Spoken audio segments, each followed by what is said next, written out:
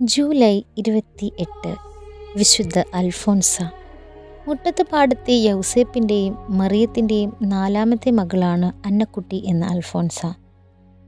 ശാലീനസുന്ദരിയും സൽസ്വഭാവവുമായ അന്നായ്ക്ക് തൻ്റെ സൗന്ദര്യം യേശു ജീവിതത്തിലേക്ക് തടസ്സമാണെന്ന് മനസ്സിലാക്കി തീ കടത്തിയ വൈക്കോൽ കൂനയിലേക്ക് അഗ്നിപ്രവേശം നടത്തി വൈരൂപ്യം പ്രാപിച്ചു. തുടർന്ന് അന്നക്കുട്ടിയെ ഭരണങ്ങാനം ക്ലാരമഠത്തിൽ ചേർത്തുകയും അൽഫോൻസ എന്ന പേര് സ്വീകരിക്കുകയും ചെയ്തു. ആരോഗ്യപരമായ പല അഗ്നിപരീക്ഷകളിലൂടെ കടന്നുപോയെങ്കിലും നിത്യവ്രത വാഗ്ദാനത്തിലൂടെ യേശുവിൻ്റെ മണവാട്ടിയായി തീർന്നു. തൻ്റെ വേദനയെക്കുറിച്ച് അവൾ ഇങ്ങനെ പറഞ്ഞു: കർത്താവിന് ഞാനൊരു ദഹന ബലി അർപ്പിച്ചു, അത് വളരെ പതുക്കെ ദഹിച്ചുകൊണ്ടിരുന്നു. ഈശോയുടെ തിരുഹൃദയ മുറിവിൽ അതൊരു പുഷ്പമായി ഞാൻ കാഴ്ചവെക്കുന്നു. സഹനങ്ങളുടെ അമ്മയായ അൽഫോൻസ ഈശോ മറിയം ഔസേപ്പി എന്ന് ചൊല്ലിക്കൊണ്ട് 1946 ജൂലൈ 28 തൻ്റെ മണവാളുടെ സവിധത്തിലേക്ക് യാത്രയായി.